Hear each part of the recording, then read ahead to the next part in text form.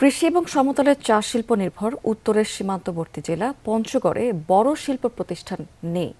জেলা হিসেবে যাত্রার 4 দশক পেরিয়ে গেলেও গড়ে ওঠেনি সেখানে অর্থনৈতিক অঞ্চল। একমাত্র বৃহৎ প্রতিষ্ঠান পঞ্চগড় চিনিকলও এখন প্রায় বন্ধ। ছোট পরিসরের বেসিক নগরী থাকলেও তা কর্মসংস্থানের চাহিদার তুলনায় অপ্রতুল। এই অবস্থায় অর্থনৈতিক অঞ্চল নিয়ে জেগেছে নতুন প্রত্যাশা। সংশ্লিষ্টরা বলছেন যে এতে বাড়বে বিনিয়োগ, তৈরি হবে কাজের সুযোগ। রেইনবো অ্যাক্রোপ্লাস্টে অ্যাক্রিলিক এমালশন থাকায় মুছে ফেলা যায় যে কোনো দাগ সহজেই। Rainbow Paints.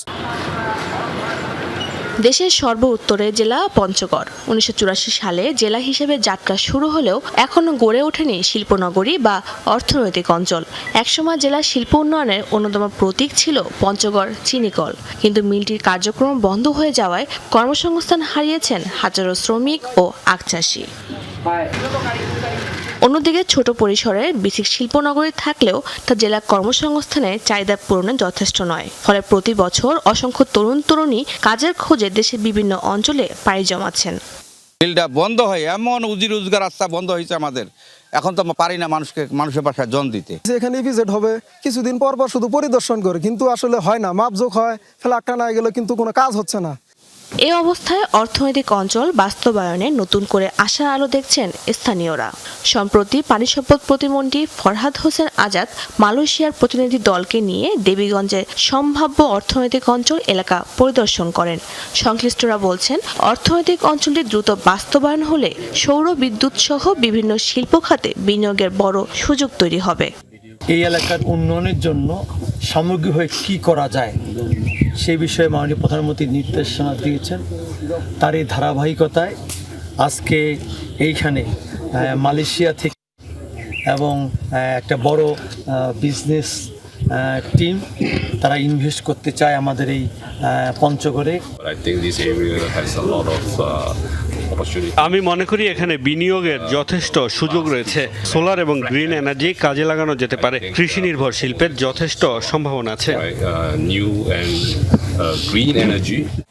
স্থানীয়রা বলছেন, অর্থনৈতিক অঞ্চল বাস্তবায়ন হলে এখানকার ব্যবসা বাণিজ্য ও বিনিয়োগে বেশ সাড়া মিলবে, কাজের সুযোগও পাবেন অনেকে।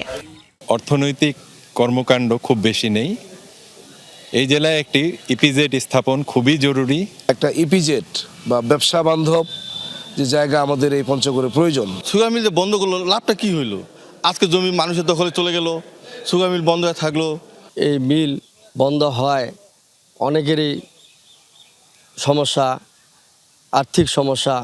জেলা প্রশাসক বলছে, উত্তরাঞ্চলে কৃষিভিত্তিক শিল্পে গুরুত্ব দিচ্ছে সরকার। অর্থনৈতিক অঞ্চল প্রতিষ্ঠার জন্য দেবীগঞ্জ এলাকা পরিদর্শন করছেন নীতি নির্ধারকরা। এখানে যদি কৃষিভিত্তিক কোনো প্রকল্প নেওয়া হয়, বিশেষ করে এগ্রো প্রসেসিংয়ের, সেক্ষেত্রে সরকার যে ধরনের সিদ্ধান্ত গ্রহণ করবে, আমরা এই সিদ্ধান্ত যথাযথ বাস্তবায়নের জন্য জেলা প্রশাসনের তরফ থেকে শতভাগ প্রস্তুতি রয়েছে। জেলার দেবীগঞ্জ উপজেলায় 217 একর জমিতে অর্থনৈতিক অঞ্চল গড়ে তোলার উদ্যোগ নেওয়া হয়েছে। শাজদিন অন্তরা, যমুনা নিউজ।